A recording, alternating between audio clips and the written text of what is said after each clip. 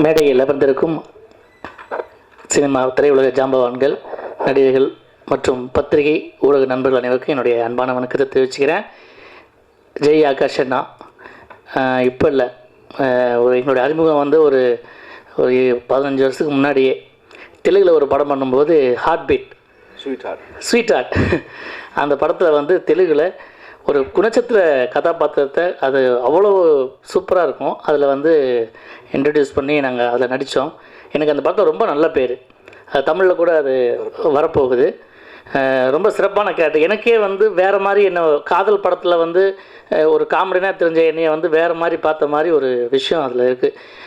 அதுக்கப்புறம் என்ன படம் பண்ணாலும் இப்போ யாரை பயன்படுத்தினாங்களோ அவங்க டேலண்ட் இருந்துச்சுன்னா அவங்க வர்ற வரைக்கும் விடவே மாட்டார். திரும்ப திரும்ப கூப்பிட்டு வாய்ப்பு தரக்கூடிய ஒரே ஒரு தயாரிப்பாளர் நடிகர்னு பார்த்தா எனக்கு தெரிஞ்சு ஜெய்யாசங்கரன் மட்டும்தான். அதை அவர் சொல்கிறாரு, எனக்கு நிறைய பேர் ஃபேன்ஸ் கிளப் இருக்குன்னு. அப்படியே எங்கள் மாதிரி ஒரு ஆர்டிஸ்ட் கிளப்பையும் உருவாக்கியிருங்க. திரும்ப திரும்ப எங்களை மாதிரி நடிகர்களுக்கெல்லாம் வாய்ப்பு கிடச்சிட்டே இருக்கும். உண்மையே சொல்கிறேன். அவர் படங்கள்லாம் பார்த்திங்கன்னா திரும்ப திரும்ப அந்த அவங்கள வந்து என்ன பண்ணுவாங்கன்னா, ஒரு படம் பண்ணோன்னா சரி போதும், இந்த படத்துலையாவது கொஞ்சம் நல்லா தெரிஞ்ச நடிகர்களில் போடுவோம் அப்படின்னு சொல்லி அதை யோசிப்பாங்க. ஆனால் அண்ணா அப்படி கிடையாது. ஒரு சின்ன கேரக்டர் இருந்தாலும் அதை கூப்பிட்டு பண்ணுற ஒரு விஷயம் வந்து அண்ணனோடது ரொம்ப நேர்த்தியாக இருக்கும், கரெக்டாக இருக்கும். சின்ன ஆர்டிஸ்ட் பெரிய எனக்கு கேட்டால் பெரிய நடிகன் சின்ன நடிகன்னு கிடையவே கிடையாது. நடிகன்னா நடிகன், அவ்வளோதான். அதுக்கு யார் ஃபேன்ஸ் இருக்காங்க இல்லையா, அண்ணா அருமையாக சொன்னார். கே ராஜன் அண்ணன் சூப்பராக சொன்னாங்க ரசிகர்களை எந்த அளவுக்கு மதிக்கணும்னு.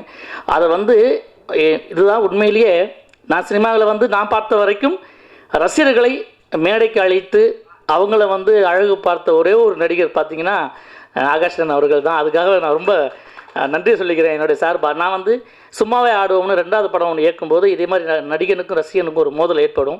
அப்போ அவங்க கேட்பாங்க, சினிமானா ஒன்றும் சும்மா இல்லைடா, ஆனால் யார் சினிமாவில் உங்களெலாம் பெரியாளாக்குறது அப்படின்னு இந்த ரசிகன் ஒரு வார்த்தை பேசுவான். நீ என்ன சாதி, என்ன மதம், என்ன குலம், என்ன மொழி பேசுகிறவன்னு தெரியாமல் உன் படத்தை வந்து உன்னைய நான் வந்து என்னுடைய நான் கஷ்டப்பட்டு சம்பாதிச்ச பணத்தில் கொஞ்சம் எடுத்துகிட்டு வந்து ஒரு டிக்கெட் வாங்கி படம் பார்க்க வர்றேனே, நான் தான் அவங்க முதலாளி அப்படின்னு சொல்லி ஒரு வசனம் வரும். ஸோ ரசிகர்கள் இல்லைன்னா இன்றைக்கி சத்தியமாக சினிமா இல்லை, இந்த திரையுலகமே கிடையாது அப்படின்னு தான் நான் சொல்லுவேன். ரொம்ப அருமையாக அந்த கருத்தை சூப்பராக தெளிவாக புரிய வச்சார் அண்ணன் கே ராஜன் அவர்களுக்கு. எப்போவுமே அவங்க ஒரு விஷயத்தை தெளிவாக அழகாக சொல்லுவாங்க. ஆரம்பத்திலே அண்ணன் சொன்னார், அது பாசிட்டிவிட்டியாக இருக்கிறவங்க மட்டும்தான் நான் வந்து கூப்பிடணும்னு நினைப்பேன். ஏன்னா அது வந்து எனக்கு தேவை. அப்படி நான் எப்படி இருக்கணும் அப்படி தான் நான் பிரதிபலிக்கணும். இந்த மேடையை இன்னொரு மேடையாக மாற்றக்கூடாது அப்படிங்கிறது, அவங்களுக்கான சொந்த விஷயமாக மாற்றக்கூடாது அப்படிங்கிறதுல ரொம்ப தெளிவாக இருப்பார். ஏன்னா அதுதான் அவர். நான் அதுதான் சொல்லுவேன், அந்த விஷயத்தில் வந்து எப்போவுமே வந்து உறுதியாக இருக்கணும் அப்படின்னு சொல்லி அவர் பாசிட்டிவிட்டி தான் இன்றைக்கி இந்த அளவுக்கு விஷயங்கள்லாம் வந்திருக்கிறதுக்கு காரணமே. அதே மாதிரி இதுக்கு முன்னால் அந்த கண்டஸ்டன்ட் அந்த படம், ஆமாம், அண்ணா ஒரு சின்ன அதிர்ச்சி எனக்கு கொடுத்துட்டாரு அண்ணா பேசும்போது. ஆனால் நம்ம பண்ணமே ஃப்ரெண்ட்ஷிப் அப்படின்னு ஒரு படம். அதாவது அந்த படத்தை வந்து பார்த்திங்கன்னா ஒரு நாள் முழுக்க ஒரு ரிஹர்சல் பார்த்து 2.25 மணி நேரத்தில் கேமராவை எங்கேயுமே வைக்காமல் கரெக்டான ஆர்டிஸ்ட் ஒரு 100-150 பேருக்கு மேலே அசம்பிள் பண்ணி ஒரு ஏரியாவுக்குள்ளே ஒரு கல்யாண மண்டபம், ஒரு தீம் பார்க்கு, ஒரே சிங்கிள் ஷாட்டில் வந்து கரெக்டாக ரிஹர்சல் பண்ணி ஒரே ஒரு டேக்கில் பண்ணி முடிச்சிட்டார் ஒரு படத்தை. அந்த படத்தை வந்து ரிலீஸ் பண்ணும்போது ரொம்ப ஈகராக வந்து இது ரெக்கார்டாகவே இருக்குண்ணே அப்படின்னு சொல்லிலாம் அவர் சார்ட்டை சொல்லிட்டு இருக்கும்போது அண்ணன் சொன்னார், அதுக்குள்ளே வந்து பார்த்திபன் சார் படம் வந்துருச்சு, சிங்கிள் ஷாட் ஃபிலிமு, அதனால் என்ன பண்ணுறதுன்னு தெரியல. ஸோ நம்ம அதை வந்து வேறு ஒரு விஷயமாக மாற்றி நான் அதை ரிலீஸ் பண்ண போகிறேன் அப்படின்னு சொல்லி சொன்னார். ரொம்ப சந்தோஷமான விஷயம். நான் இன்னொன்று நிறைய பேர் கேட்குறாங்கன்னா, இந்த ஆப்லாம் வந்து வந்துருச்சுன்னா நிறைய சின்ன சின்ன படங்கள் எல்லாம் வெளியே வரும் அப்படின்னு சொல்கிறாங்க. ஆனால் இதுக்கு முன்னால் ஒரு ஃபங்க்ஷனில் பேசும்போது ஒருத்தவங்க சொன்னாங்க, இந்த மாதிரி வந்து தயாரிப்பாளர் சங்கத்திலே வந்து ஒரு ஆப் கிரியேட் பண்ணி ஓடிடிலலாம் பண்ணலாமே அப்படின்னு சொல்லி கேட்கும்போது சொன்னாங்க, அவ்வளோ படங்கள் இல்லை, ஓடிடியில் அடுத்தடுத்து படங்கள் போடணும், டப்பிங் படமோ எந்த படமோ டெய்லி ஒரு படம் புதுசாக பண்ணணும், அந்த மாதிரி நிறைய படங்கள் எங்ககிட்ட இல்லை அப்படின்னு சொன்னாங்க. இன்றைக்கி வந்து அந்த பிளாட்ஃபார்ம் ரொம்ப நல்ல விஷயம். நிறைய ஆப்ஸில் அந்த மாதிரி க்ரியேட் பண்ணி படங்கள் ரிலீஸ் பண்ண இது நடந்துகிட்டு இருந்தாலும் இது வந்து பெரிய முயற்சியாக பார்க்கப்படும். ஏன்னா அண்ணனுக்கு இருக்கிற ஃபேன்ஸ் அந்தளவுக்கு இருக்காங்க.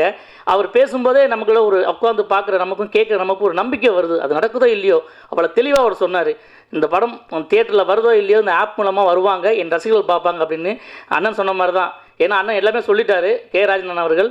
இந்த படம் அவங்க பார்க்கலன்னா கூட நிச்சயமாக எல்லோரும் பார்ப்பாங்க, ரசிகர்கள் மட்டும் இல்லாமல் எல்லோரும் பார்க்கணும், இந்த படம் ஓடணும். அப்படி ஒரு முயற்சியை வெளியே கொண்டு போகிறதுக்கு உறுதுணையாக இருக்க வேண்டியது பத்திரிகை துறை ஊடக நண்பர்கள் தான். என்னுடைய ஜெயச்சந்திரன் நண்பனாகட்டும், கூட நடித்த மைக்கேல் அகஸ்டின் எல்லாம் பெரிய ஒரு அடுத்த ஒரு கட்டத்துக்கு வரணும்னு துடிக்கிற திறமையான கலைஞர்கள். தயவு செய்து அவங்கள பயன்படுத்துங்க. இருக்கிற இப்போ புதுசாக வந்து படம் எடுக்க வர நிறைய இயக்குநர்கள் நான் கேட்குறது, சினிமாவை தவிர வேறு எதுவுமே தெரியாமல் இப்படியே உட்காந்துக்கிட்டு இருக்க நிறைய நடிகர்கள் இருக்காங்க. மூத்த கலைஞர்கள் எவ்வளோ பேர் இருக்காங்க. இது மலையாள சினிமாவில் நல்லா இருக்குது. பிரம்மானந்த மாதிரி நாட்களெல்லாம் தெலுங்கு சினிமாவில் இன்னும் கூப்பிட்டு அவங்களுக்கு ஏதாவது 2 சீன் 3 சீனாவது கொடுத்துட்டே இருக்காங்க. இது இப்போ இங்கே நம்ம மட்டும் ஏன்னா ஒரு வார்த்தை சொன்னார் ஒரு அண்ணன், நான் முடிச்சிடறேன். என்னண்ணே உங்களை வந்து அந்த படம் தெரிஞ்சவராச்சு நீங்கள் போய் பண்ணலையான்னு கேட்டால், தெரிலடா. நான் கேட்டால் பழைய நடிகர்கள்லாம் பார்த்தா பழைய படம் மாதிரி ஒரு ஃபீலிங் வருதான். என்னங்க இது? ஏன்னா உனக்கு ஏற்ற மாதிரி ஒரு கேரக்டர் கிடையாது. ஒரு நடிகனுக்கு கேரக்டருங்கிறது வந்து வயசான கெட்டப்லாம் போட்டு வி.கே. ராமசாமி சார்லாம் 30 வயசாக இருக்கும்போது தாத்தா கேரக்டர்லாம் பண்ணியிருக்காங்க. ஸோ நம்ம ஏஜ்லலாம் ஒன்றும் கிடையாது. நடிகனுங்கிறது வந்து எந்த இதை கொடுத்தாலும் நடிக்க வேண்டிய நடிகனை திறமையோடு இன்னும் வாய்ப்பு கிடைக்காதுன்னு ஏங்குற நடிகர்களை தயவுசெய்து வர புதுசாக வர இயக்குநர்கள்லாம் பயன்படுத்துங்க. நிறைய பேர் நான் பார்க்குறேன் கஷ்டப்படுறாங்க.